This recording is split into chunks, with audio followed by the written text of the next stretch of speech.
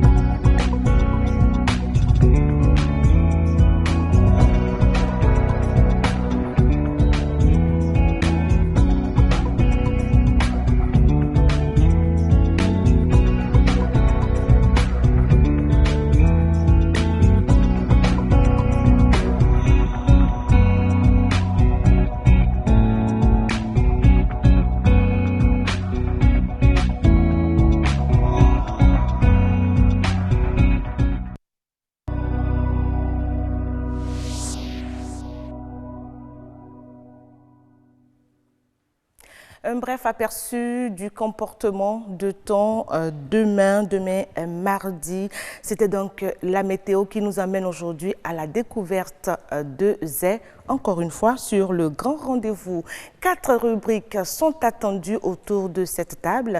Nature et bien-être, monde agricole, expert et puis autant savoir. Et nous n'allons pas oublier l'incursion de la rédaction, le journal, le 1945 avec à la présentation ce soir Estelle Pazou. Alors, qu'est-ce que nous mettons dans le menu autour de cette table, chers amis téléspectateurs? Les entreprises avicoles sont une opportunité aujourd'hui pour la jeunesse. Monde agricole s'en charge avec pour invité un agronome aviculteur. Nous sommes dans la semaine de l'arbre. Samedi 1er juin, le Bénin célèbre la journée de l'arbre. L'arbre, que représente-t-il et quelle est son importance pour l'homme et pour son cadre de vie?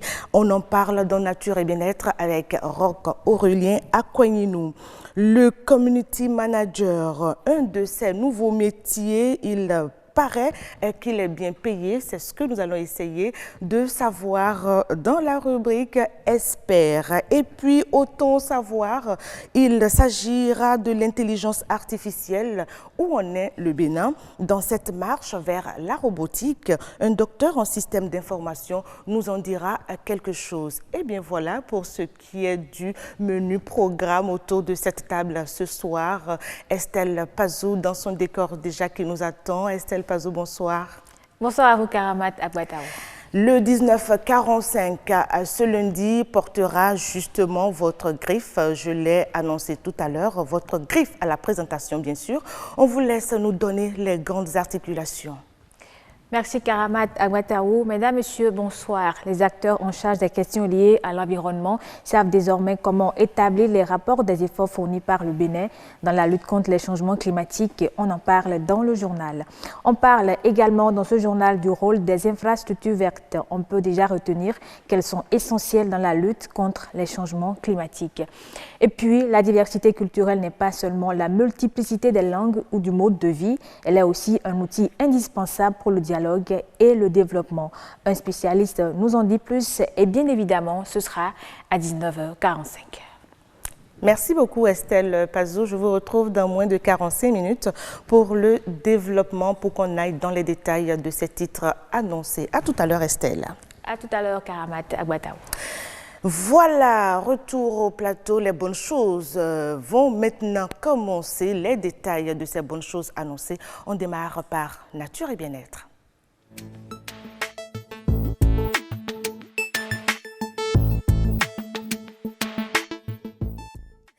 C'est lui justement qui nous a réalisé cet élément qui va passer tout à l'heure, le temps pour nous de faire venir son invité et de l'appeler ici, nous donner un peu les détails de ce que c'est que l'arbre et son importance pour l'homme et pour l'environnement. Roch Akweyinou nous propose de regarder ceci.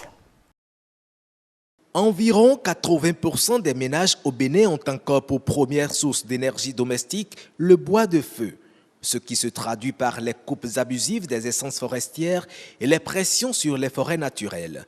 En réponse à la dégradation de plus en plus prononcée du couvert végétal, l'option de reboisement intensif à laquelle le privé est associé paraît la meilleure pour le gouvernement. La foresterie, au cœur d'une chaîne de valeur partant de l'environnement pour déboucher sur l'économie, se révèle un secteur assez rentable. Lorsque vous prenez des dames ou des hommes qui sont des pépiniéristes, ils gagnent de l'argent à travers la production de plants. Ce matin, nous avions visité une industrie de transformation du bois. Vous voyez, toute l'usine, toute l'industrie et la technologie de transformation est orientée vers la valorisation du bois. Et ces bois-là sont exportés. Au-delà de sa fonction de préservation de l'écosystème forestier, un arbre est une vie autour de laquelle rien ne se perd. Il a plusieurs produits qu'on peut retirer. Ça dépend de l'objectif que vous avez choisi. Si c'est une plantation à vocation bois-énergie, au bout de 7 ans déjà, vous pouvez faire les premières exploitations. Mais si vous voulez avoir de gros pieds tels que ce qui est derrière moi, il faut attendre peut-être 20, 30 ans. Mais quand ça commence par grossir, il faut éliminer 1 sur 2. Les arbres que vous éliminez dans ces conditions, ce qu'on appelle éclaircies, sont utilisés pour bois de haut, bois de service, les charpentes pour les constructions des maisons. Donc vous pouvez vendre des pêches, des poteaux, tout ça là, jusqu'à avoir des grumes. L'arbre peut servir de socle au développement. Investir dans les plantations, c'est donc s'assurer un meilleur avenir. N'est-ce pas une belle chute, Roch Akweyinou? Bonjour, bonsoir. Je préfère bonsoir. Oui, bonsoir, Karamat Agbatao. Vous avez bien chuté quand même. Hein. L'arbre, c'est en quelque sorte s'assurer un meilleur avenir, un bel avenir. Oui, tout à fait. Lorsque aujourd'hui, beaucoup se lancent même dans l'entrepreneuriat en plantant des arbres parce que non seulement vous assurez un meilleur avenir, mais vous en tirez aussi d'énormes bénéfices en y allant à cette activité. En tout cas, on en saura un peu plus avec notre invité, c'est Toho Dewanou, il est géographe. Je vous laisse vous entretenir avec lui. Roch. Tout à fait. Monsieur Dewanou, Toho, c'est lui qui va nous donner aujourd'hui l'importance de l'arbre pour la vie et également pour l'environnement. La première question peut vous paraître anodine, mais qu'est-ce qu'on entend par arbre? Au premier abord, je tiens à vous remercier d'abord. Je remercie Dieu pour cette grâce qu'il m'a donnée. Je remercie aussi le DG de la maison. Je remercie mes pairs scientifiques et mes aînés scientifiques parce que nous partons dans le domaine de la science. Il faut que je remercie d'abord mes pairs et mes aînés. Par rapport à la définition de l'arbre, définition terre à terre qui serait à la portée de nous tous, c'est que c'est un grand végétal qui est composé de 4 parties.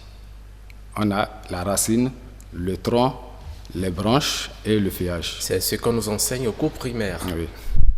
Donc, alors, lorsqu'on prend un arbre, en quoi est-il important pour la vie humaine? L'arbre est la vie. L'homme ne peut pas vivre sans les arbres. Parce qu'actuellement... Il y a des gens qui sont dans le désert et vivent. Là où il n'y a pas d'arbres, ils vivent. Il n'y a pas d'arbres, mais ce qui est sûr, les arbres sont à côté de ces zones qui jouent un rôle un peu important dans ces zones. Tout à fait. Et c'est quoi ce rôle-là, justement? Bon, les arbres, d'abord, le rôle des arbres sur l'homme dépend. les arbres jouent un rôle sur la vie des hommes et sur l'environnement, sur l'écosystème. D'accord. Allons-y. Quand nous prenons l'homme, Oui. quelle est l'importance que joue, comment dit-on, le rôle important que joue l'arbre dans sa vie, dans son bien-être? Ok, par rapport au rôle que les arbres peuvent jouer sur l'homme, on peut citer ça en 4 points. D'abord, il y a le rôle psychologique. Je suppose que tu es tellement soucieux. Quand tu vas sous les arbres, quand tu vas là, il y a assez d'arbres, ça peut t'aider à oublier un peu de soucis. Ça joue un rôle sensoriel. Ça agit sur le système sensoriel de l'homme. Le second rôle, ça agit aussi sur notre psychologie. Maintenant, il y a aussi le rôle qui travaille dans le domaine de la construction. D'accord. Quand nous voulons construire, on a besoin des arbres pour construire autre. Exactement. Et je crois aussi, Roch, quand on prend les arbres, tout simple, l'arbre vous offre son ombrage. Quand vous sortez et que vous êtes peut-être surpris par un soleil ardent ou une pluie toute petite, enfin, vous essayez de vous mettre à l'abri sous un arbre. Donc, je pense que l'arbre vraiment joue un grand rôle dans la vie humaine. Oui, c'est très important. Les arbres aussi jouent un rôle de détente et de loisir. Comme vous venez de le dire tout à l'heure, souvent, dans le passé, quand on veut jouer souvent, on va sur les arbres pour jouer les belotes, les cartes et autres. Donc, ça donne une fourniture d'ombre où on peut rester pour s'amuser. Et en même temps, ça sert en même temps un jeu, une aire de jeu ou bien de loisir. Mais pour l'environnement, ça joue quel rôle? Pour l'environnement, pour ne pas dire pour l'écosystème, ça joue un rôle très délicat et très important. Parce que vous savez qu'actuellement, nous parlons du changement climatique. Tout à fait. Et si nous parlons du changement climatique, c'est parce qu'il y a assez de déboisement. Nous coupons les arbres sans pouvoir les remplacer. Sans pouvoir les remplacer. C'est qu'aujourd'hui, nous on a un problème de l'effet de serre qui agit sur le monde. Maintenant, comme rôle pour le rôle de l'arbre sur l'environnement, il y a ce qu'on appelle... comment j'allais dire? Allez-y. Les arbres, ça purifie l'air.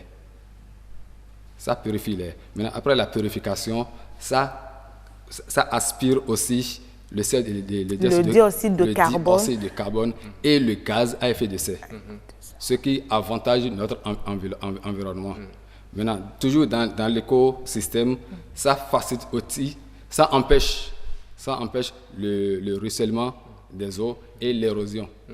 Parce que quand il y a l'arbre quelque part, le poids que l'eau a en quittant le haut pour le bas, ça tombe sur les feuilles, donc ça amortit un peu le poids pour que ça n'agisse pas sur le sol. C'est ça. Donc c'est très important pour l'environnement. Oui. Alors, comment planter et où planter un arbre? Bon, normalement, dans toute maison, il peut y avoir déjà des arbres. Là, avec les maisons que nous avons, où tout est carrelé. Le sol est carrelé jusqu'au portail. Oui. Normalement, il doit avoir des airs pour se reposer. Donc, il doit avoir des gens de jardin ou bien espaces verts ou bien des arbres où on peut toutefois aller se reposer. Et il faut avoir l'espace. Bien, on peut essayer de trouver l'espace là. Parce que ça ne manque pas. Quand nous prenons une parcelle ou bien un carré, on peut, souvent, même dans les maisons, quand on construit, il y a toujours des espaces, soit derrière, soit devant. Donc, il faut toujours, dans son plan, prévoir un petit espace pour ne serait-ce que mettre un c'est très important. Oui, c'est ça. Oui. Alors, pour planter un arbre, le choix de l'arbre, ça se fait comment? Est-ce que c'est en fonction des objectifs que vous visez ou bien comment choisir tous les arbres sont-ils bons que vous voulez mettre en terre? Ça dépend de la personne. Si les gens simples qui veulent seulement de l'arbre chez eux pour se reposer, ils peuvent prendre n'importe quel arbre pour planter ça à la maison. Maintenant, quand tu es quelqu'un qui aime la vertu, il y a des plantes que les gens disent que telle plante joue tel rôle, telle plante joue tel rôle. Vous comprenez? Tout à fait. Donc, et de la même manière, si vous avez besoin des fruitiers... Oui, si vous avez besoin des fruitiers, vous pouvez vous les planter à la maison. Maintenant, généralement... Vous conseillez, quels sont vos conseils généralement? Quelles sont les plantes vers lesquelles vous orientez les populations? Bon, ça, c'est un peu orienter la population, ça dépend de leur désir. Si tu aimes la mangue, tu veux planter le manguier chez toi, tu achètes, tu prends ça chez toi. Maintenant, il y a dans la tradition, si on va prendre la tradition, il y a des arbres où les gens disent, je n'ai pas vérifié, que tel arbre, il n'y a pas aucun niveau qui peut se déposer sur ça. Donc, des gens aussi peuvent acheter cette plante et planter. Tout à fait. Alors, quant à l'entretien des plants que l'on met souvent en terre, on a vu un reportage qui est passé tout à l'heure, on a vu les autorités mettre ces plants en terre. Qu'en est-il du suivi? Comment entretenir un plant qu'on a mis en terre pour qu'il devienne un arbre? D'abord, la fête du 1er juin qui a été initiée, c'est d'abord une bonne fête. Qui sera célébrée samedi prochain encore, la journée nationale de l'arbre. Ça permet de planter beaucoup d'arbres. Maintenant, une chose est de planter, mais la seconde est de savoir comment suivre pour que ces plantes puissent grandir. Ça fait quand même plus de 30 ans qu'on célèbre cette journée. Et donc, normalement, on devrait avoir tout vert dans nos couvert végétal. Merci, dans nos villes et campagnes. Ce qui n'est pas le cas. Ce qui n'est pas le cas. Ça veut dire qu'il y a quand même un bas blesse quelque part. Il y a un manque d'entretien par rapport à ça. Voilà. Bien vrai, ils sèment, ils plantent les arbres, mais ils n'arrivent pas à suivre ça de près. D'autres grandissent ou bien d'autres meurent. Pourquoi? Défaut de l'arrosage. Il y a des fois où on dit, normalement, le mois de juin, c'est un mois où il doit y avoir la pluie. Mais des fois, ça décale un peu. Donc, on plante le 1er juin, des fois, la pluie cesse. Là, il doit avoir suivi pour planter. Mais lorsque vous parlez de défaut d'arrosage, je suppose que j'ai emblavé une grande superficie avec des plants. Est-ce qu'il faut que chaque jour, je me déplace pour arroser chacun de ces plants sur cette grande superficie? Monsieur Gilles, vous voyez pas que c'est compliqué? Je vous remercie beaucoup par rapport à ça. Mais si on va regarder ce qui se passe dans le domaine ceux qui font, comment on dit, les fruits, ceux qui aiment les fruits. Oui. Les jardiniers. Tout à fait. Ou bien quand on va par exemple à Ita, ils utilisent un système pour arroser les choses qu'ils ont semées. Donc on peut utiliser ce système. D'accord. Très bien. Pas forcément garder arrosoir pour passer plante par plante. Ça va être très fastidieux en tout cas. C'est fatigant. Mais on peut utiliser un système où la chose va se tourner pour arroser au moins une grande superficie. D'accord. Et pour finir très rapidement, un petit conseil pour que nous, pour amener chacun à planter des arbres et à le suivre. Très rapidement. Le petit conseil que j'ai à donner en tant qu'enfant en sciences, je nous exhorte, surtout pour le 1er juin, de beaucoup planter des arbres, surtout les arbres qui permettra après de vendre et de pouvoir les remplacer par autre chose. D'accord. Merci Roch, beaucoup. Oui, Karamat, je crois que vous avez épuisé votre temps. Oui, on l'a sur épuisé. La rubrique. J'espère que vous allez planter votre arbre cette année. Je le ferai peut-être dans l'enceinte de l'ORTB. D'accord. Tout juste derrière le bâtiment de BB24. Merci donc. Roch, merci beaucoup à vous pour le choix de ce sujet. Merci aussi à Amandine Anyambossou et puis à Cécile Hondé. Merci à votre invité, M. Toho Dewanou. Merci d'être passé nous voir dans cette émission. On vous souhaite un bon retour chez vous. Alors, on retient tout simplement que l'arbre, c'est la vie et personne ne doit vivre sans avoir planté un arbre. Alors, si vous ne l'avez pas fait jusque-là, nous vous exhortons à déjà ce samedi, puisque c'est le 1er juin, le Bénin va célébrer l'arbre, aller planter un arbre, n'importe lequel et surtout, il faudra le suivre. Roch, merci. On va faire la place à Marcel Botoro pour sa rubrique Monde agricole.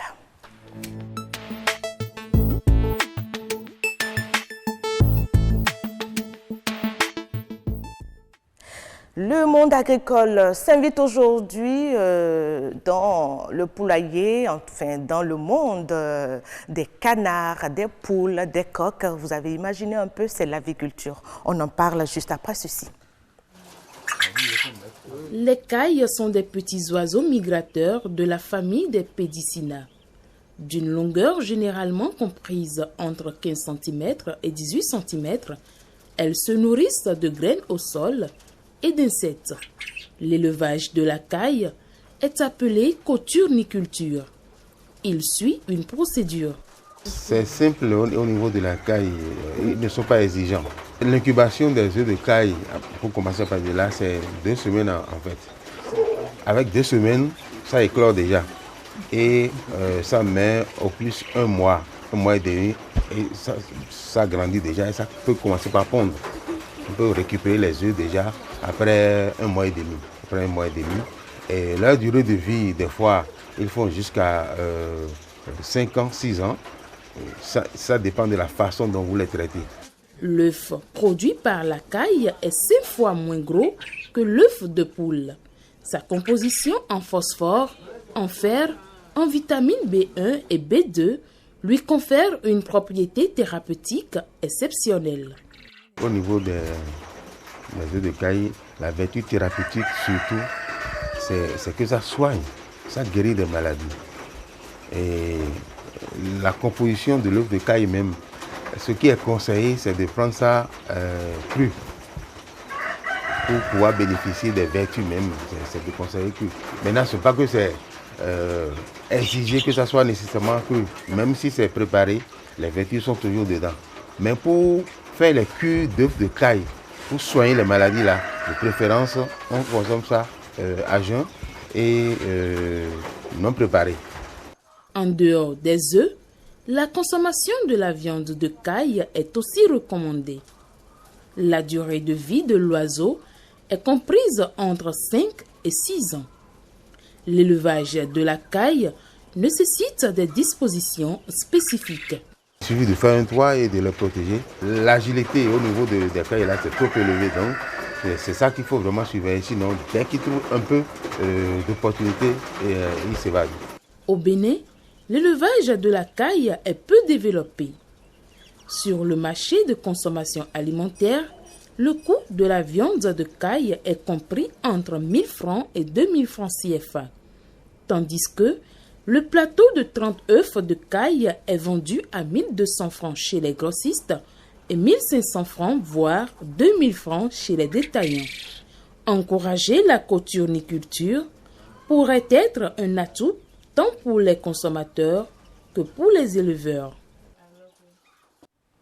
Enfin, une chose est sûre, la jeunesse aujourd'hui a un large, ou je vais même dire assez d'opportunités, beaucoup d'offres. Il suffit juste de savoir regarder, de voir ce qui vous passionne. En tout cas, nous vous orientons à chaque fois qu'on traite d'un sujet à l'essayer. Aujourd'hui, on va parler donc de l'aviculture et il faut dire que ce reportage a porté sur la caille qui est quand même un des membres de la grande famille de volailles. Marshall Botoro, bonsoir. Karamat Agwataou, bonsoir. Alors, la pleine forme, certainement, parce que le sourire, il est là et ça augure certainement. Enfin, je me dis que la journée d'aujourd'hui s'est très bien passée, n'est-ce pas? Je pense que c'est le fait que vous souriez beaucoup qui me fait sourire aussi, donc ça se transmet. Vous avez réussi à le sortir de son monde, hein, notre ami José Migan, agronome aviculteur. Normalement, vous devrez être avec vos coqs, vos poules, vos canards, vos pintades, vous les avez laissés.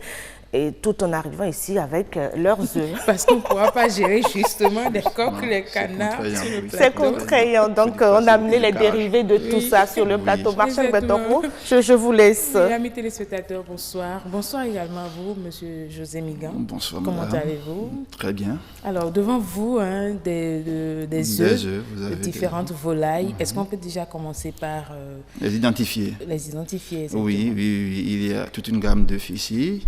Vous avez des œufs de pintade, des œufs de canard, des œufs de caille, des œufs de poulet de race, Goliath, poule pondeuse, des œufs de poulet bicyclette. Bicyclette, on ne voit pas bien. Est-ce que vous pouvez voilà. Les œufs de ça, poulet bicyclette. C'est pour les poulets bicyclettes. La race locale, quoi. On en raffole tellement, on adore ça. C'est bien tendre. C'est bien tendre et puis franchement, c'est fort prisé. Voilà. Et en dehors de ça, nous avons également des œufs de d'oie, de dindon. C'est pas là, mais c'est autant d'espèces avicoles qu'on trouve chez nous, que les gens élèvent aussi. D'accord. Et alors, justement, parlant de l'élevage de ces volailles-là, est-ce qu'aujourd'hui, on peut vraiment entreprendre dans ce secteur, dans ce système et réussir? Comment entreprendre pourquoi pas? Oui, on peut entreprendre tout à fait normalement. En aviculture, réussir, se sortir d'affaires, nourrir sa famille, grandir là-dedans, comme on le dit, vivre normalement. Il suffit de savoir s'y prendre, de s'y préparer pour, et de savoir et s'engager normalement lorsque toutes les conditions sont réunies, il n'y a pas de souci, on réussit. Comment démarrer alors? Pour démarrer l'agriculture, et il faut disposer d'un espace qui répond à des normes données. Et il faut l'avoir, il faut prévoir un poulailler. À défaut, lorsque vous doutez, parce que vous faites en réalité, le monde avicole est tel que les risques sont également là. Ça fait que beaucoup de gens, attention, ces trucs-là, n'importe comment, ça décourage rapidement. Attention, c'est parce que les gens s'y prennent très mal.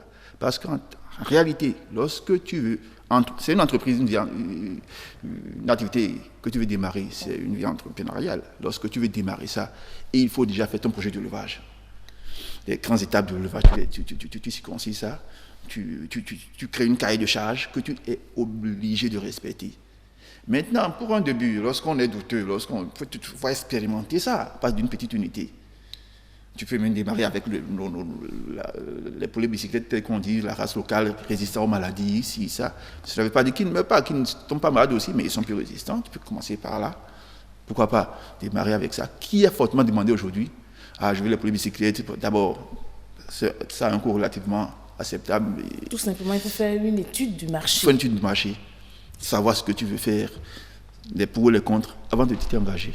Et maintenant que si tu t'engages déjà, si tu as déjà commencé l'aviculture, comment tu dois t'y prendre pour quand même réussir à rester justement, bien sauver cette entreprise que tu as créée? Oui, je suppose que tu démarres une activité avicole déjà, tu es là-dessus, tu es là-dedans.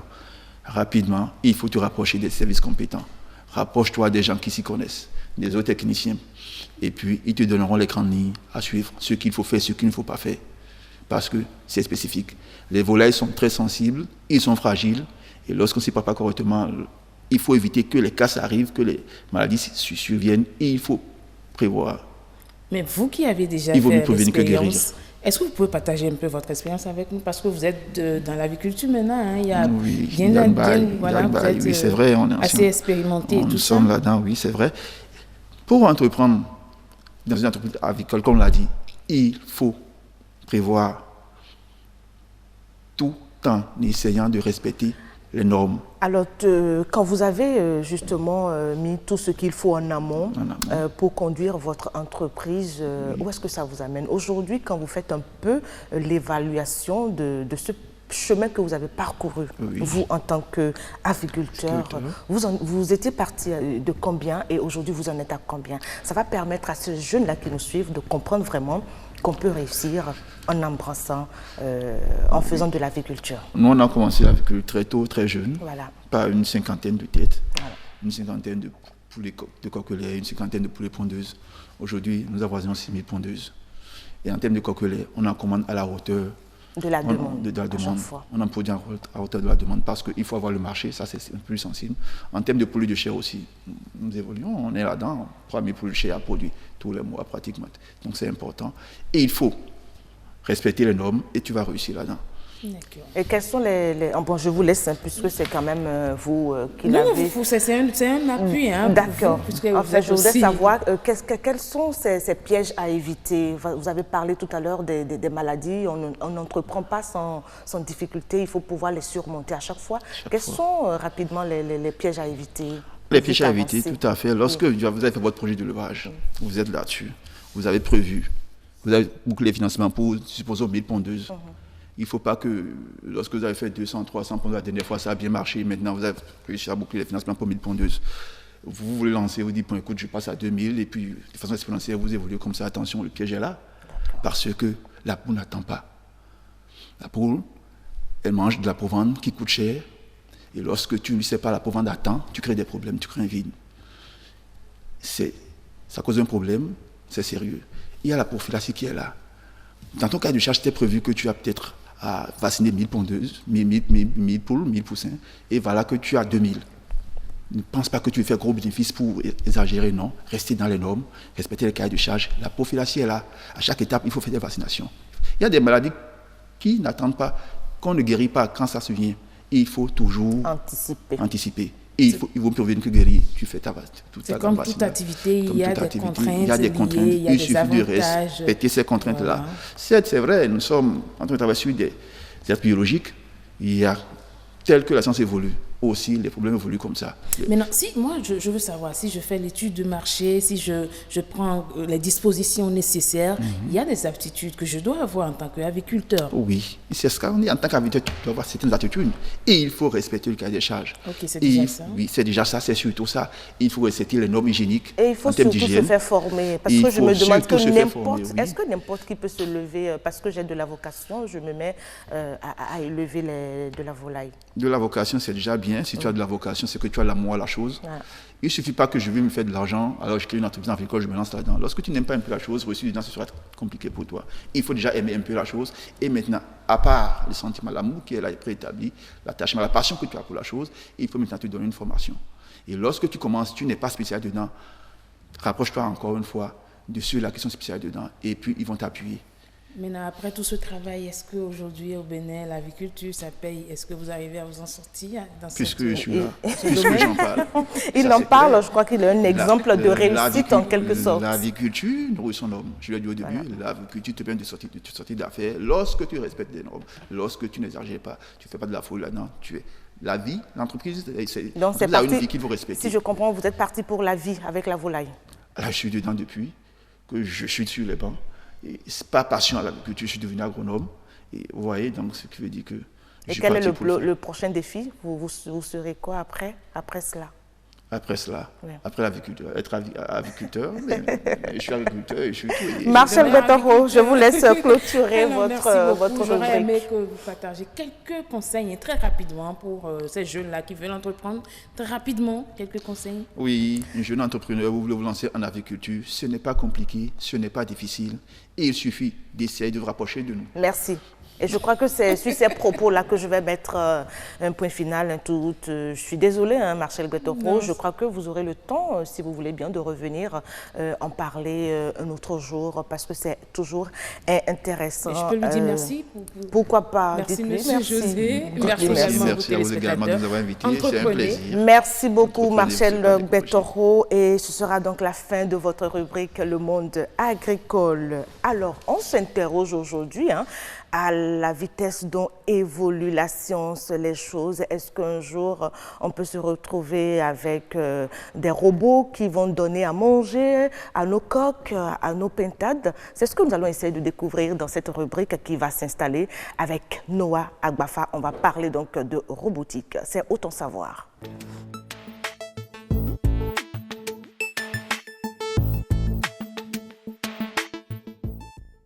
L'intelligence artificielle, vous en avez entendu parler certainement une fois sur Internet, cherchant des informations, vous êtes tombé là-dessus, on en parle aujourd'hui et c'est pour justement comprendre si le Bénin est au pas de cette évolution grand E. On en parle après ceci. Des machines capables de résoudre les problèmes comme les humains, tel est l'objectif des scientifiques. L'expression intelligence artificielle est apparue en 1956. Au commencement, ce n'était qu'un concept, mais aujourd'hui, en 2019, elle est devenue un mode de vie à part entière. De grandes firmes ont commencé à s'investir dans les recherches scientifiques. Les gouvernements de puissants pays lancent désormais et financent de grands projets dans ce domaine. Au Japon, des fabricants de robots industriels ont vu leur chiffre d'affaires augmenter. Mais peut-on vraiment parler d'intelligence pour une machine ? L'idée de machine capable de penser naît au XXe siècle, dans les romans et les films de science-fiction. Dans certaines histoires, elles finissent par devenir trop intelligentes. Des ingénieurs ont mis au point une multitude de programmes et systèmes capables d'effectuer des calculs et de faciliter les tâches. Dans le domaine de la santé, par exemple, l'intelligence artificielle permettrait d'opérer et de deviner certains gestes chez des patients. Une start-up a développé un drone destiné à la surveillance des vignes. Cette technologie vient aider le vigneron dans son travail agricole. Du whisky, produit par l'intelligence artificielle, sera désormais mis sur le marché grâce à un algorithme. Le robot s'est basé sur des recettes existantes, sur les nombres de ventes et les goûts des clients. Des scientifiques demandent donc que cette technologie soit strictement contrôlée pour éviter que les prédictions de la science-fiction se réalisent un jour. L'intelligence artificielle annonce donc la prochaine vague d'innovation.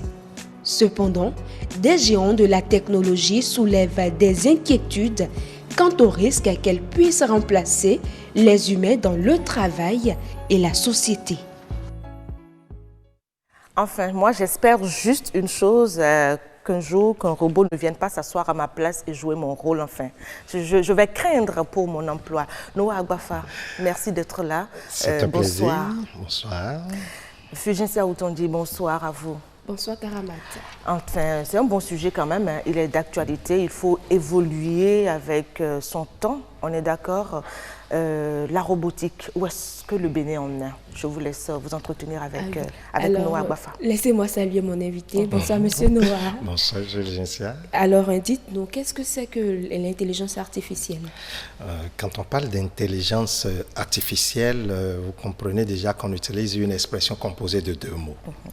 On parle d'artificiel, donc ce qui n'est pas humain, ce qui vraisemblablement n'est pas humain. Donc on parle des machines, on parle des programmes, parce qu'on ne voit que machines quand on parle d'intelligence artificielle.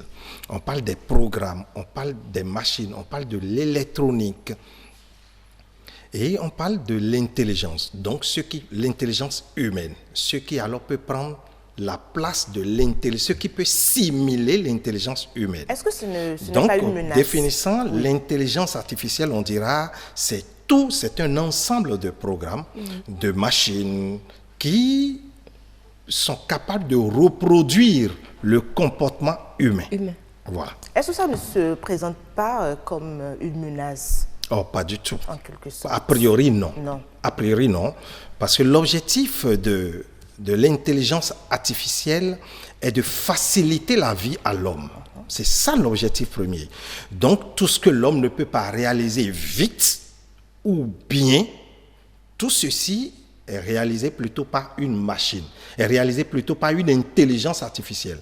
Ça pourra être tout simplement un programme et non toute une machine qui réalise cela à la place de l'homme. Donc, qui est capable de reproduire ce que l'homme aurait pu faire. Peut-être une tâche répétitive, une tâche que l'homme fait tout le temps. C'est plutôt un petit programme qui s'en occupe, ce qui libère l'homme pour autre tâche. Voilà en réalité la démarche. Ce n'est pas nécessairement pour remplacer totalement l'homme, encore que l'intelligence artificielle a besoin de l'homme, puisqu'il faut l'homme pour programmer. Donc l'intelligence artificielle n'est pas dissociée de l'homme. Voilà. Donc ce n'est pas une menace pour l'homme, mais un complément pour la vie de l'homme, un outil pour faciliter la vie de l'homme. C'est ça l'intelligence artificielle. Alors quel est l'état des lieux aujourd'hui au Bénin lorsqu'on parle d'innovation, d'intelligence artificielle?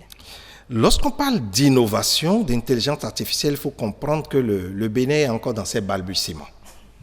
Nous sommes encore pratiquement au début, véritablement au début. C'est comme dans le jardin d'Éden où pour compter, l'homme utilisait la main et après l'homme a découvert les cailloux pour comprendre qu'il doit compter beaucoup plus. Et après les cailloux, l'homme a pensé maintenant à fabriquer une machine qui pourra reproduire les calculs à sa place. Et là, nous sommes déjà à plus de 8000 ans avant Jésus-Christ. Et après cela a continué, mais dites-vous que quand nous parlons d'intelligence artificielle, déjà même à 800 ans avant Jésus-Christ en Égypte, il y avait déjà des balbutiements d'intelligence artificielle. Il y avait déjà des soupçons d'intelligence artificielle, parce qu'on trouvait déjà des machines qui étaient capables de couronner, qui étaient capables de désigner qui est le roi. On sait que derrière, il y a un prêtre qui actionne la machine, mais vous comprenez qu'on a voulu faire croire déjà à l'homme qu'il est capable de faire que la nature, que les devins peuvent actionner une machine. Vous voyez, donc déjà très tôt, l'homme même pensait que tout ne peut pas être fait par lui-même. Et progressivement, l'homme a commencé par fabriquer des machines, par programmer, par dire telle tâche. J'ai voulu d'abord vous retracer cela pour qu'on puisse bien comprendre. Mais aujourd'hui, au Bénin, nous sommes encore dans les balbutiements, et pour plusieurs raisons. Au Bénin, aujourd'hui, il y a beaucoup de jeunes qui ont fait l'électronique, qui ont fait la programmation. Il y a qui ont fait qui se créent. Oui, c'est exclusivement le mot que nous avons à la langue aujourd'hui. Start-up. Mais vous comprenez que ces startups-là, malgré les idées géniales qu'elles ont, elles n'arrivent pas à concrétiser ces idées parce qu'il y a souvent un manque de moyens. Il y a souvent un manque d'incubation. Il n'y a pas de structure d'incubation pour les récupérer, les orienter. Lui ne connaît que programme. Mais lorsqu'il va réaliser le programme, lorsqu'il va réaliser la machine, lorsqu'il va mettre un fil pour un autre fil pour pouvoir réaliser la machine, qui est là pour s'occuper de cela? Donc on n'en a pas. Ce qui fait qu'il y a beaucoup de jeunes qui découvrent des choses, mais qui sont encore plus à l'étape de prototype. Juste parce qu'il n'y a pas d'accompagnement. Parce qu'il n'y a pas d'accompagnement, il n'y a pas d'incubation, il n'y a pas de financement, il n'y a pas d'organisation, il n'y a pas d'écosystème de développement de ces startups. Est-ce que ce n'est pas le moment pour des acteurs dans le système un peu comme vous de créer justement ces conditions favorables à cette jeunesse qui ne cesse d'innover, de réfléchir pour aller loin? Ceux qui sont à même de s'occuper de cela, ce n'est pas moi un docteur. Moi, je suis... Mais il faut que ça commence déjà quelque part. Oui, moi, je suis dans l'académie. Et si déjà, moi, je vais à l'université et que je forme l'étudiant, ça veut dire que j'ai joué déjà ma partition. L'État. Nous avons un ministère d'économie numérique. Vous vous rendez compte? L'expression, elle est bien trouvée. Hein? Économie numérique. Ce ministère doit pouvoir, avec des ONG, avec des structures. Aujourd'hui, au Bénin, quand vous voyez une société qui a besoin d'une machine, on a tout fait de prendre le vol et d'aller en Europe chercher la machine. Dans ces conditions, comment les jeunes... Mais nous suivons l'actualité quand même, il faut reconnaître que le ministère accompagne vraiment ces jeunes start-upers. Mais là, je me dis, est-ce que justement, il crée de l'intelligence artificielle? C'est là la question. Oui. Je vous donne un exemple. Vous voyez, quand vous allez dans le 9e arrondissement, dans la zone de Zobo, tous les feux que vous voyez, les feux qui décomptent, c'est un Béninois. C'est une start-up On a eu un reportage là-dessus. Vous voyez, c'est des Béninois qui l'ont créé. Mais il a fallu que le ministère, il a fallu d'abord que la mairie prenne le projet et fasse du lobbying autour. Vous comprenez que ce n'est pas moi, mon rôle à moi qui suis dans l'académique. Donc, il doit y avoir les universités sont là pour former les jeunes. Lorsque les universités forment les jeunes, il revient à ce que les structures d'incubation, les structures de promotion d'innovation prennent le relais, récupèrent ces jeunes, les organisent, travaillent avec eux, afin que nous puissions avoir, pour que les jeunes ne soient pas seulement, pour que les jeunes puissent trouver un prototype. Et les banques doivent nécessairement accompagner. Lorsque les banques n'accompagnent pas, les projets sont morts-nés. Monsieur Noah, on peut donc conclure pour dire là maintenant que le Bénin se met au pas. Quand on prend l'intelligence artificielle. Le Bénin ne se met pas encore au pas. Le Bénin fait des pas, fait encore les premiers pas. Parce que l'intelligence artificielle ne se développe jamais tant que les entreprises qui ont besoin de ces intelligences artificielles ne manifestent le désir.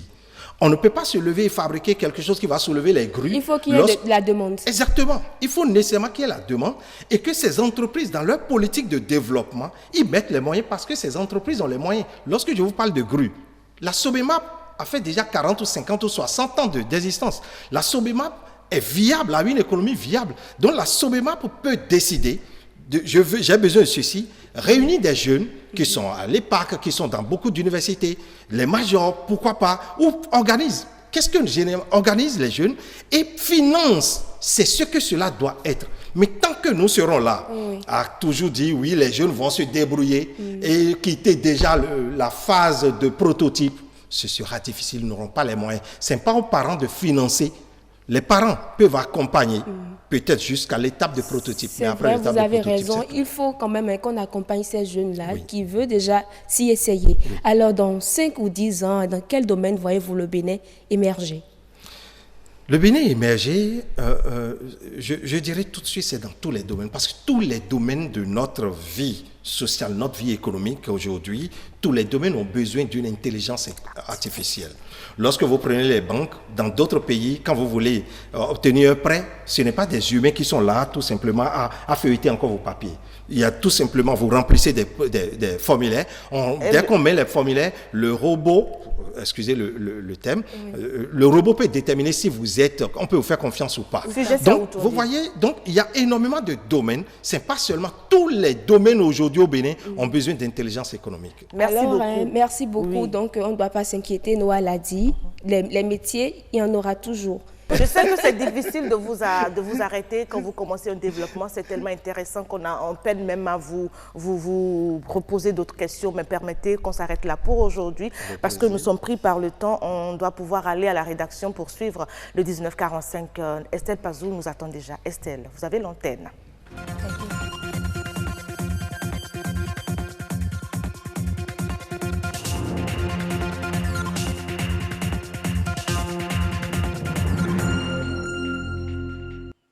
Bonsoir à tous et bienvenue dans cette édition du journal.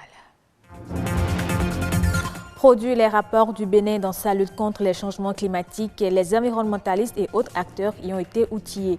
Ils ont aussi abordé 4 points des ODD. À suivre les détails.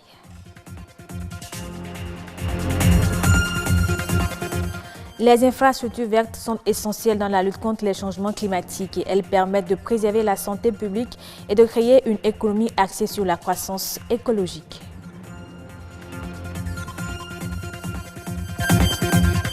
Et puis, au-delà de son caractère de multiplicité, la diversité culturelle est un outil indispensable pour le dialogue et le développement.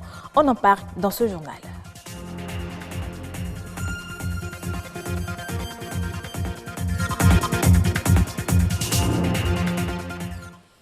On démarre par cette pensée spéciale pour les candidats au brevet d'études du premier cycle BEPC, session de mai 2019. Ils composent depuis ce matin les épreuves écrites. Ils sont au total 205 733 candidats, soit un taux d'accroissement de 10,40% par rapport à l'effectif de 2018. Ils sont répartis dans 282 centres de composition, 18 de plus que l'année dernière sur toute l'étendue du territoire national. Le plus jeune des candidats a 10 ans et le plus âgé 57 ans. Toutes les dispositions ont été prises pour éviter toute perturbation. La lutte contre la dégradation des terres et la déforestation ainsi que la préservation de la biodiversité préoccupe les environnementalistes. Ils ont été outillés pour produire des rapports à l'ONU sur les efforts fournis par le Bénin dans sa lutte contre les changements climatiques. Les points 11, 12, 13 et 15 des ODD ont été passés au peigne fin. Patrick Nimanvo, Gloria Oni pour le reportage. Les recherches ont montré que le changement climatique contribue à la dégradation de la planète Terre. Aussi, la production industrielle accélère-t-elle le phénomène du changement climatique. C'est important de faire remarquer que parfois certains objectifs de développement sont réfrénés, sont ralentis ou freinés à cause de facteurs parfois exogènes ou d'aléas qui, dans le cas d'espèces, relèvent du domaine du climat. On lutte contre la faim et la nutrition peuvent être sérieusement ralentis ou freinés lorsque les conditions climatiques ne sont pas en faveur de la production agricole. C'est d'ailleurs pourquoi les objectifs du développement durable ODD, en leurs points 11, 12, 13 et 15, s'appuient sur les principes de précaution des responsabilités communes et sur celui du droit au développement pour inverser la tendance. Le lien entre donc cette convention des ODD, c'est que les ODD constituent un agenda global et des instruments qui sont mis en place par la communauté internationale sont appelés à être utilisés afin d'accélérer l'atteinte de ces ODD-là. Et la Convention cadre des Nations Unies sur le changement climatique est un de ces instruments développés, mis au point par la communauté internationale afin d'atteindre des objectifs spécifiques dans le domaine du climat. Les points focaux de la Convention cadre du changement climatique, de la biodiversité, de la dégradation des terres et des forêts vont désormais s'appuyer sur les indicateurs des objectifs du développement durable pour réussir leur mission. Cela leur permettra de produire des rapports appropriés sur les actions menées par le Bénin dans ce sens. Il a été constaté que les points focaux des conventions maîtrisent très bien leur sujet, mais font très peu de cas sur le développement durable. Il a été demandé à tous les pays de pouvoir faire des rapports périodiques sur la mise en œuvre des objectifs de développement durable.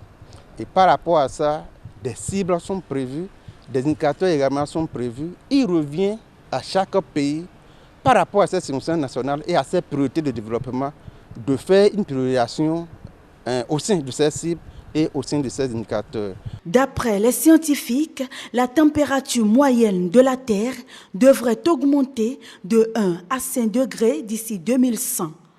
Les océans auront grimpé de 82 cm d'ici la fin du siècle. Par conséquent, 700 millions de personnes devront quitter leur logement pour la recherche d'autres horizons plus habitables. Elles sont d'abord un ensemble d'écosystèmes naturels, mais les infrastructures vertes aideraient les collectivités à réduire leur empreinte carbone et à augmenter leur résilience au changement climatique. Cela permet aussi de préserver la santé publique, de protéger l'environnement et de créer une économie axée sur la croissance écologique. Jules Akwaikou, Amandine Agnamboussou.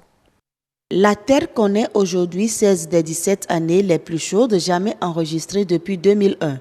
Selon la NASA, la lutte contre les changements climatiques est une priorité mondiale et l'installation des infrastructures vertes apparaît comme une solution. Une infrastructure verte est un espace d'agrément couvert de végétation. Ça peut être des arbres ou des plantes herbacées dans un objectif de récréation ou dans un but ornemental. Il fait plus chaud aujourd'hui qu'avant, ainsi de suite. Si nous voulons changer cette donne-là, l'une des meilleures manières, c'est de planter des arbres. Parce que non seulement ça va embellir les milieux dans lesquels ces arbres sont plantés, mais aussi ça va favoriser la production d'oxygène, ça va donner de l'ombrage et par tous ces moyens-là, ça peut aider à baisser la température, on a dit dans une fourchette de 1 à 5 degrés. Donc, si on veut lutter vraiment contre le réchauffement climatique, planter des arbres est une bonne solution. À en croire certaines études, l'infrastructure verte peut offrir plusieurs avantages sur le même territoire. Malheureusement, il en existe peu au Bénin. Selon l'OMS, normalement, on doit avoir 10 mètres carrés des espaces verts polygonaux, oui, par habitant, mais les recherches de thèse que j'ai faites ont montré que pour les 5 villes parcourues, Ouida, Porto-Novo, Cotonou, Calavi et Semekpodji, c'est Ouida qui est la ville la plus riche. Et là, les populations ne disposent que de 0,27 mètres carrés par personne. Donc si on compare ça à la norme, c'est que le Bénin est très en arrière. En effet, plusieurs raisons expliquent ce manque d'intérêt pour les infrastructures vertes. C'est des infrastructures qui nécessitent des investissements en termes de coûts pour les mettre en place et également pour les entretenir. Il y a également cet aspect de manque d'éducation à la protection de l'environnement, c'est-à-dire éducation à l'éco-citoyenneté qui fait qu'on ne perçoit pas l'importance déjà de ces espaces-là et ensuite on ne sait pas comment les entretenir. La solution réside alors dans l'adoption de programmes et projets de financement allant dans le sens de la préservation de la nature. Il y a différentes politiques ou différentes méthodes qui sont mises en place pour promouvoir les infrastructures vertes. Ça va de ce qui est prévu à l'échelle du gouvernement à ce qui est prévu à l'échelle décentralisée dans les communes à travers les schémas directeurs d'aménagement des communes qui prévoient déjà que la commune s'investisse dans la mise en place des espaces verts, des infrastructures vertes. Et donc, c'est un travail vraiment à l'échelle nationale et également déconcentré, mais aussi qui doit être vu du point de vue micro, c'est-à-dire la famille. Donc, il faut qu'ils sachent que les infrastructures vertes sont autant importantes que les infrastructures grises et que les populations en ont vraiment besoin pour leur épanouissement et leur bien-être. Investir dans les infrastructures vertes revient à atténuer les émissions de gaz à effet de serre et inciter les populations à trouver ensemble des stratégies communes de lutte contre les changements climatiques.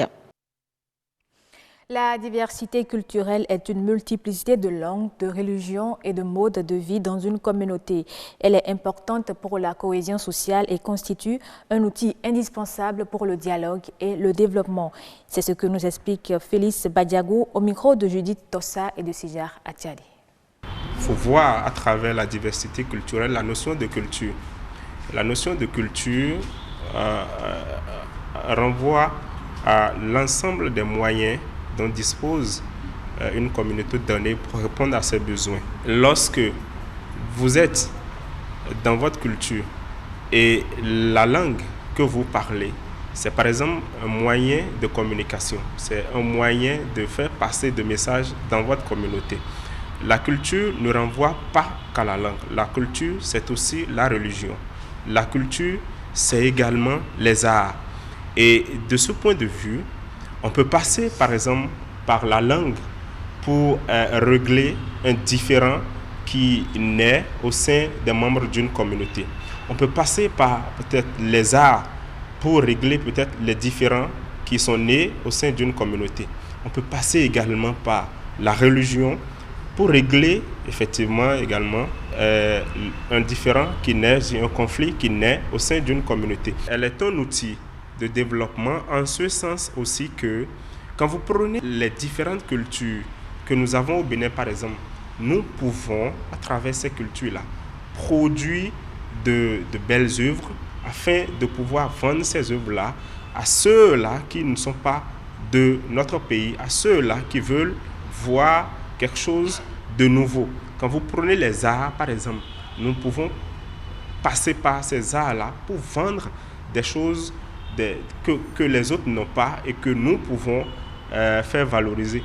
Que chacun mette en valeur sa culture, c'est d'abord de savoir que ce que j'ai, là où je suis né, la communauté à laquelle j'appartiens, cette communauté-là est riche et que je peux faire tout ce que je veux dans ma communauté, à travers ma communauté.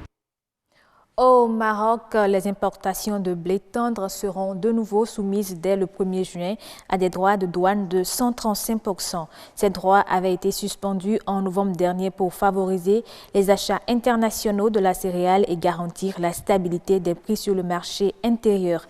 D'après les responsables, cette mesure devrait permettre de protéger la production locale dans un contexte mondial de baisse des prix de la céréale.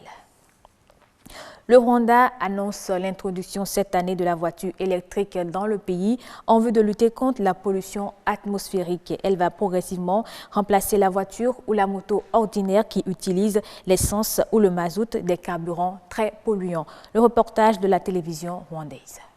La pollution de l'air en milieu urbain est générée par des transports, les industries et la production énergétique. Elle se manifeste par la présence des particules fines, c'est-à-dire des aérosols et notamment du carbone.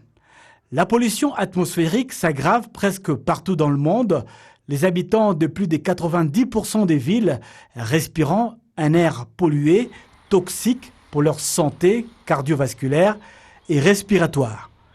60% des produits polluants dans la ville de Kigali proviennent des véhicules, voitures et motos confondues, plus précisément de l'essence et mazout que ces engins dégagent. Le ministre de l'Environnement, le Dr Vincent Biruta, indique que d'ici 2 semaines, une étude sera publiée portant sur l'introduction de la voiture électrique au Rwanda. À mon avis, l'avenir réside dans l'utilisation des véhicules électriques car non polluants. Nous pensons que nous avons la capacité de le faire. Et puis le projet biodiesel serait difficile à appliquer car le Rwanda ne dispose pas d'assez d'espace pour planter aussi bien les plantes pour ce projet et de la terre pour planter les cultures vivrières ainsi que la terre pour le pâturage du bétail.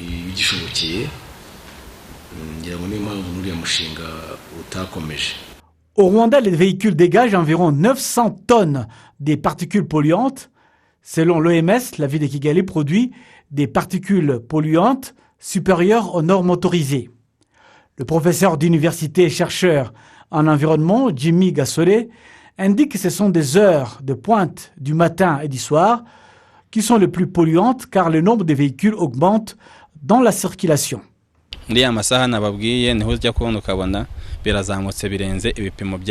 Considéré comme 3 jours pendant tout un mois. Et cela dépend de l'endroit où vous vous trouvez. Si vous êtes à Nyabugogo, l'air est beaucoup plus pollué que lorsque vous vous trouvez à Gachuriro ou Nyarutarama.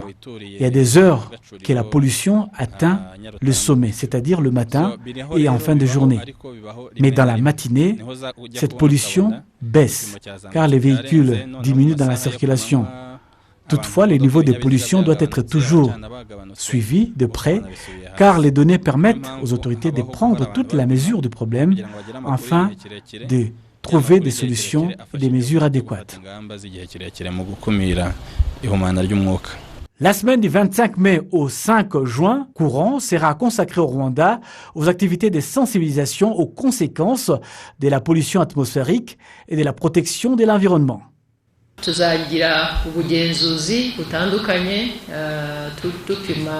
Nous allons faire l'inspection des usines qui polluent l'air.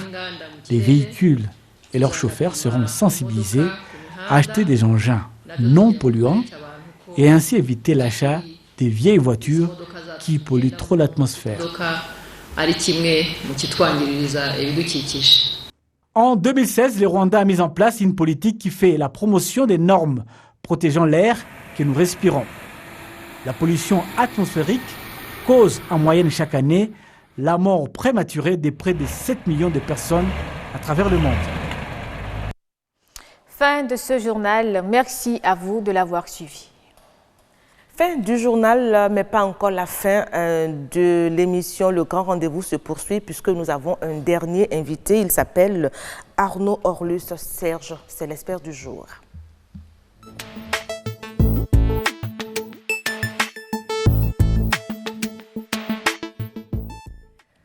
Et nous parlons avec notre invité, expert ce soir du community management, ou si vous voulez, du community manager. Il en est un, n'est-ce pas? Bonsoir. Bonsoir, madame. Comment vous allez? Ça va très bien. Il paraît que le community management, c'est un beau métier, bien ouvert, simple pour les jeunes, accessible. C'est un métier, c'est un des nouveaux métiers du numérique, bien entendu. C'est un métier accessible. Qui ne demande pas beaucoup de tracasseries en termes académiques.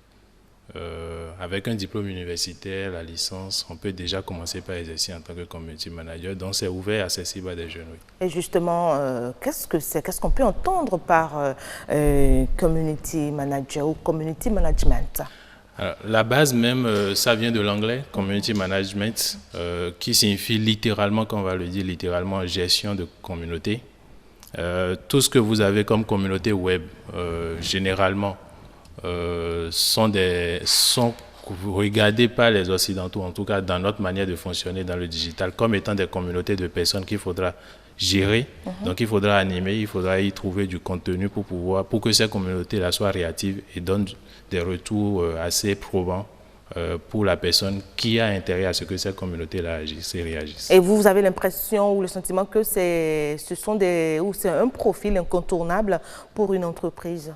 Aujourd'hui, bien sûr, c'est un profil incontournable puisque c'est l'un des plus vieux métiers aujourd'hui du digital. Le digital qui est étant récent lui-même, c'est un métier qui remplace en quelque sorte le métier que nous avons souvent en entreprise simple ou en général qu'on appelle chargé de communication. Donc le community manager peut être désigné un peu comme le chargé de communication digitale. Et quel est ce rôle ou quels sont ces rôles qui font du community manager un profil incontournable de façon pratique? Quand on prend déjà votre exemple. Alors de façon pratique, ce qu'il faut retenir, c'est que déjà, il est là pour gérer la présence web, la présence digitale d'une entreprise.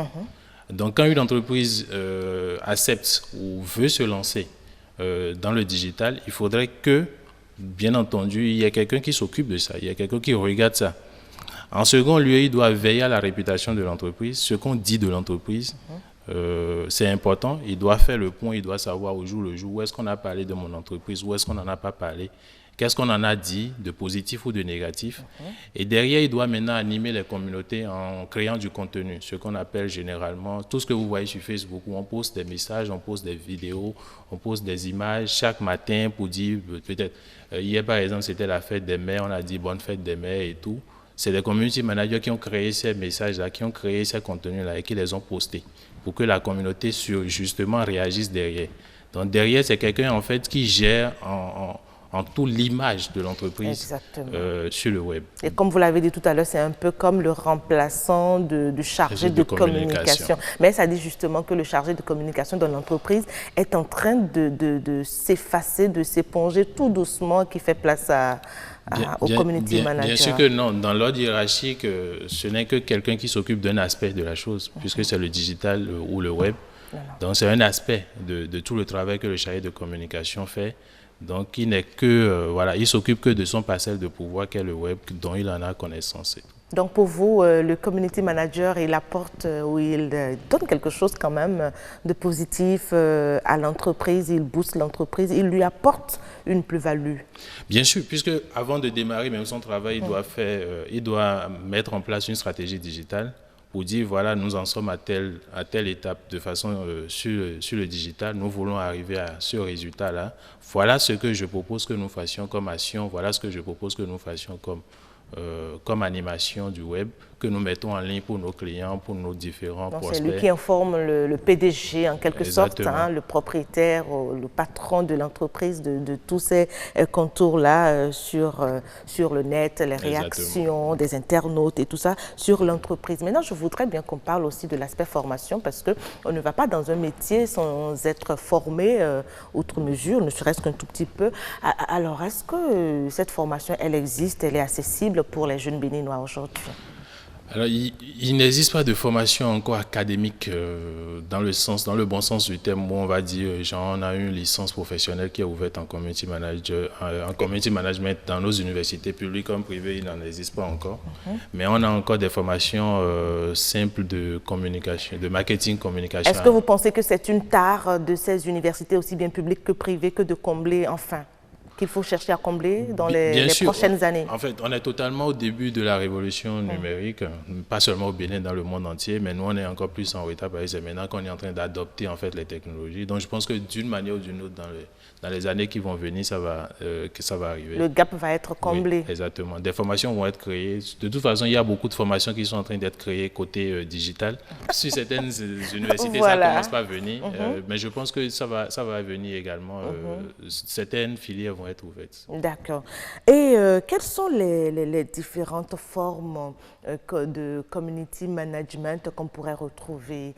Est-ce qu'ils sont des agents fixes dans une entreprise, c'est-à-dire qu'ils sont là du matin jusqu'au soir, ou on peut les solliciter de façon ponctuelle?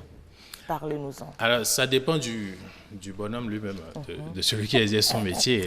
Et la personne peut être aussi une femme. Une femme, donc ça dépend de lui. Il peut demander à entrer dans une entreprise qui a besoin d'un community manager fixe. Il peut également exercer en freelance, comme il peut exercer encore en agence.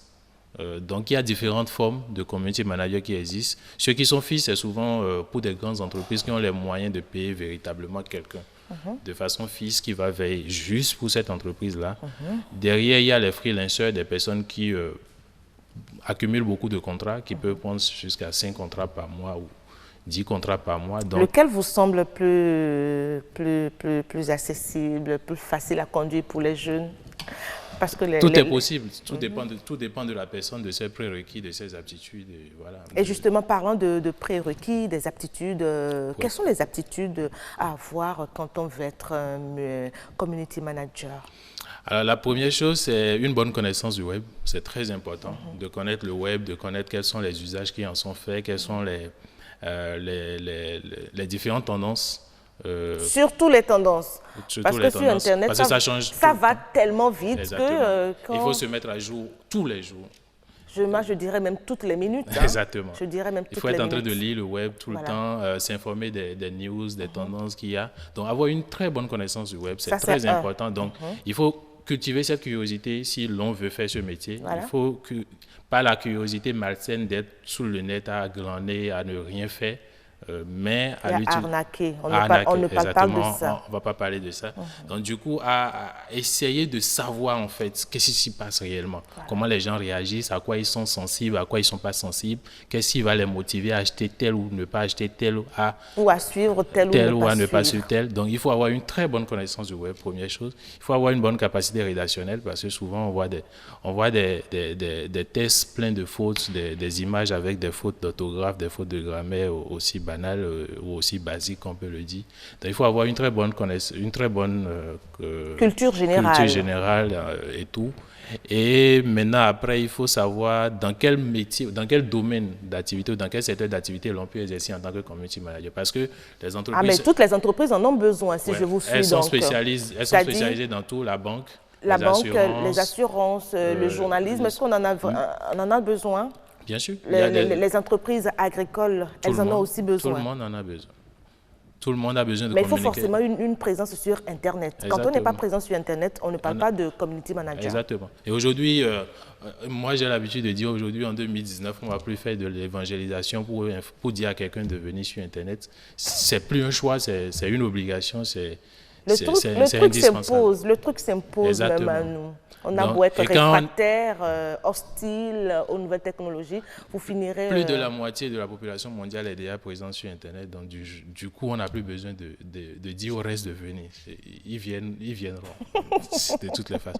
Donc du coup, il faut toutes ces qualités-là réunies. Voilà. Et après, la personne, en fonction de l'entreprise, du secteur d'activité de l'entreprise, il faut qu'ils connaissent également bien le secteur d'activité. Genre, par exemple, si tu ne t'y connais pas en mode et que tu vas aller communiquer pour une entreprise de mode, tu risques de faire beaucoup de dégâts, en fait. Ouais. Beaucoup de dégâts. Ça me fait un peu marrer quand même. Alors, je voudrais quand même écouter votre invitation, votre appel à l'endroit de cette jeunesse, parce que BB24 s'adresse beaucoup à cette couche de la société, à la jeunesse et aussi aux entreprises. D'accord. Alors, brièvement, ce que je vais dire, c'est pour les jeunes de s'intéresser aux nouveaux métiers du web. C'est assez intéressant. C'est très important. C'est assez intéressant, loin des filières ou des parcours académiques qu'ils ont eus. Ils peuvent rapidement s'insérer dans la vie professionnelle en adoptant ces métiers-là. En suivant des formations spécialisées, il y en a beaucoup de formations, pas en université. Est-ce que ça paye bien finalement, ce job-là, ce métier de community manager? Puisque c'est à la mode, ça paye bien. Tout simplement. Et je crois que c'est là où on va mettre fin à cet entretien. En tout cas, merci Arnaud Orlus Serge d'être passé nous voir sur cette émission Le Grand Rendez-vous. On vous souhaite beaucoup de courage. La jeunesse aujourd'hui, moi je suis très contente de la jeunesse béninoise parce qu'on sent qu'elle bouge. Exactement. Elle n'est plus cette jeunesse endormie, elle n'est plus cette jeunesse qui attend qu'on lui apporte des choses, mais c'est cette jeunesse aujourd'hui qui se lève et qui va chercher et qui va à la conquête des choses. Ce qui reste, c'est juste un petit accompagnement, qu'on les pousse un tout petit peu. Merci d'être venu nous voir.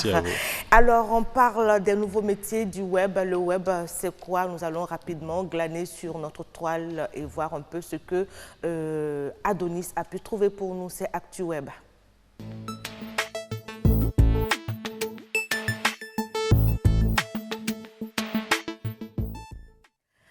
ActuWeb, Adonis, vous êtes là. Bonsoir à vous. Bonsoir Karamat. J'ai fait le parcours, ou nous avons fait le parcours sans vous depuis 19h. Vous étiez là il y a à peine 30 minutes que je vous voyais un peu pressé. Mais qu'est-ce qu'il y a? Quelle est la suite de votre soirée? C'est très intéressant de vous voir démarrer la semaine. C'est bon de démarrer la semaine avec vous, même si on finit par la semaine avec vous. Mais bon.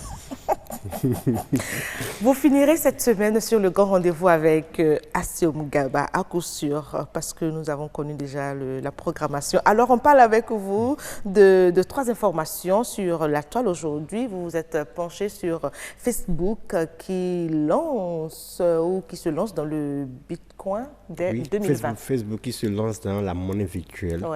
Ouais, cette monnaie virtuelle, on l'appelle Global Coin. Ils seront en train de finaliser le prochain lancement. C'est la propre monnaie de Facebook qui sera utilisée pour les paiements en ligne. Donc, Facebook a annoncé, selon BBC, qu'elle est en train de formaliser la sortie de cette monnaie. Mais la sortie de cette monnaie suscite déjà beaucoup de polémiques, face au scandale de Facebook. Il y a eu le vol de données personnelles et autres. Le Sénat américain a écrit une lettre ouverte au propriétaire de Facebook, c'est-à-dire Mark Zuckerberg, pour qu'il rassure les futurs utilisateurs de sa monnaie que les données personnelles de ses abonnés ne seront pas dévoilées par la suite. Il faut signaler qu'il y a déjà une dizaine d'années, Facebook avait déjà lancé une autre monnaie, le Facebook Crédit, mais au bout de 2 ans, elle a été abandonnée. Donc pour ne pas retomber encore dans les mêmes embûches, les gens ont voulu savoir qu'est-ce qu'il en sera et comment garantir la privacité des données personnelles. Ah, c'est très important. Ouais. Les données personnelles, parce que il faut les protéger. Parce qu'il faut souligner que les crypto-monnaies, c'est basé sur l'anonymat des propriétaires. Déjà avec les données personnelles déjà sur Facebook où vos adresses mail et vos numéros de téléphone sont téléchargés sur d'autres serveurs, qu'en sera-t-il des propriétaires des monnaies virtuelles? Ça, c'est la véritable préoccupation. Toujours en 2020, la pub va enfin démarrer sur WhatsApp. Les gens on fait facilement de pubs gratuites. Il suffit enfin, chacun essaie de gérer son petit business sur WhatsApp. Là. Oui, mais avant d'aller sur cela, vous avez dit enfin. Oui, mais il faut quand même qu'on puisse payer aussi. En fait, pour vous, c'est un soulagement, un bonheur. Non, pas un soulagement. Moi, je me dis, il faut quand même qu'on puisse payer un tout petit peu de temps en temps. Mais comment arranger les nôtres au pays, c'est ça ma préoccupation surtout. Bon, ça, c'est une préoccupation, mais néanmoins, il y a une chose. La plupart des applications gratuites que vous téléchargez, il y a déjà la publicité intégrée. Ah oui. Et cette publicité n'est pas forcément pour nous, Africains. Vous allez voir rarement des pubs béninoises sur certaines applications gratuites que vous téléchargez. Mais qui empêche les Béninois de se mettre là-dessus? Ça, c'est encore une autre préoccupation. Il faut se mettre au pas. Mais il y a une chose, il faut signaler qu'il reste juste quelques mois aux utilisateurs, comme vous et moi, pour profiter du service de messagerie sans pub. En effet, dès 2020, sur WhatsApp. Oui, en effet, dès 2020, la page statut de l'application accueillera la publicité sur iOS et sur Android. C'est-à-dire que cela vient comme après Instagram. Vous voyez, donc Facebook, qui dispose d'Instagram et de WhatsApp, compte rentabiliser le profit partout sur ces réseaux sociaux.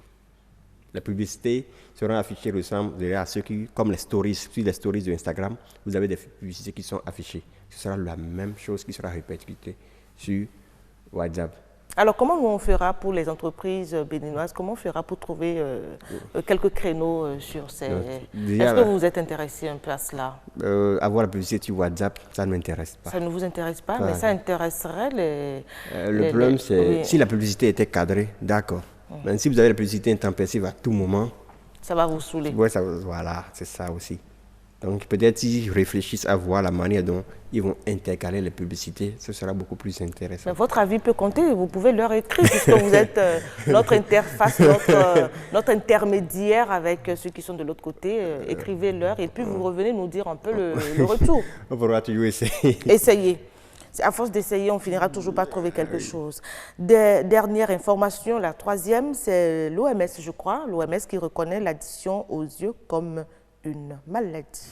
Oui, de quoi s'agit-il? Avant d'aller à cette information, il vaut mieux qu'on fasse cette information, même si elle est triste, plutôt que d'aller vers cette dernière information.